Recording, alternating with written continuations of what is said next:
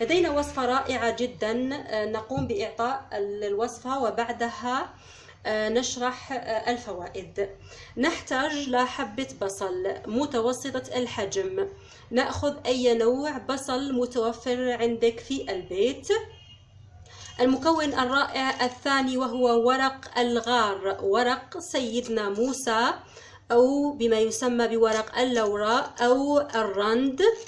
ورق الغار، الرند، ورق سيدنا موسى، اللورا، له أسماء مختلفة ورائحة طيبة وجميلة جدا. الهدف من إضافة ورق الغار هنا له فوائد كثيرة للشعر، سبق ووضعت عنه وصفة بالقناة وكانت ناجحة جدا، وهنا هو لزيادة فاعلية الوصفة مع كذلك إعطاء رائحة طيبة لهذه الوصفة وإزالة رائحة البصل. أولا نقوم بتقطيع البصل إلى قطع بهذا الشكل. قلت نستخدم أي نوع بصل متوفر عندك في البيت، أي نوع. ثم نضع المكونات في إناء ونضع عليها لتر من الماء، ونضع الكل على نار ليغلي لمدة ربع ساعة ومع إحكام إغلاق الإناء حتى لا نفقد الفوائد الموجودة في ورق الغار. غني جدا بزيت الغار، وكذلك هنا البصل غني جدا بمادة الكبريت التي نحتاجها في هذه الوصفة. تترك هذه الوصفة على نار هادئة لمدة ربع ساعة، وبعد مرور الربع ساعة نتحصل على هذه الوصفة الرائعة جدا. طريقة استخدام هذه الوصفة: نقوم بتصفية هذه المكونات جيدا، وقبل الاستحمام نقوم بتوزيع هذه الوصفة على كامل الشعر، بداية دائما بالفروة. نقوم بعمل تدليك للفروة من 5 دقائق لمدة 5 دقائق، وبعدها نقوم بتوزيعه على كامل خصلات الشعر.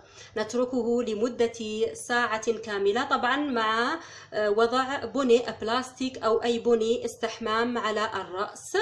وبعدها نقوم بغسل الشعر، يفضل لو بشامبو أطفال أو بأي نوع شامبو طبيعي متوفر في القناة يناسب نوع مسامية شعرك، أو كذلك يمكن استخدام صابون الغار في هذه الوصفة، تكون الوصفة رائعة جدا. استخدام هذه الوصفة يكون من 2 إلى 3 مرات في الأسبوع، كما يمكنك كذلك شطف الشعر بباقي هذه الوصفة، فالرائحة غير موجودة أبدا للبصل. هنا ورق الغار أو الرند رائحته جميلة جدا ونفاذة تغطي على رائحة البصل. هذه الوصفة آمنة الاستخدام للحوامل، يمكنهم استخدامها وبكل أمان، كذلك المرضعات والرجال كذلك يمكنهم استخدام هذه الوصفة، رائعة جدا لإنبات الفراغات وعلاج الصلع. الأطفال الصغار من عمر 5 سنوات فما فوق يمكنهم استخدامها وبكل أمان. يمكننا حفظ هذه الوصفة في برطمان من الزجاج في الثلاجة، صالح لمدة أسبوع كامل. يعتبر البصل من أفضل المكونات لتطويل الشعر وتكثيفه، وذلك لما يحتويه على تركيز عال من مادة الكبريت، حيث يتكون الشعر من البروتينات والكيراتين الذي يمنح الشعر قوة، ويرجع ذلك إلى وفرة الكبريت الموجودة فيه. ويرتبط فقدان الشعر بشكل أساسي مع عدم وجود بروتينات عالية الكبريت والذي يوجد في البصل، والذي يساعد على تشكيل الكيراتين في الشعر، وبالتالي يساهم في نمو الشعر وكذلك تطويله وبسرعة. طبعا كذلك تطبيق عصير البصل بشكل موضوعي على فروة الرأس يمكن أن يساعد على علاج داء الثعلبة الذي يهاجم بصيلات الشعر فيتساقط ونصاب بالصلع. كذلك استخدام البصل للشعر يقلل بشكل كبير من تساقطه، كما أنه يساعد بشكل رائع على تعزيز نمو الشعر. ممتاز. هنا البصل حيث يقضي على شيب الشعر ويقضي على قشرة الشعر، كما أنه فعال في القضاء على الميكروبات. وهناك طرق أخرى طبيعية سهلة تساعد على نمو الشعر وتقويته وعدم تقصفه مع هذه الوصفات.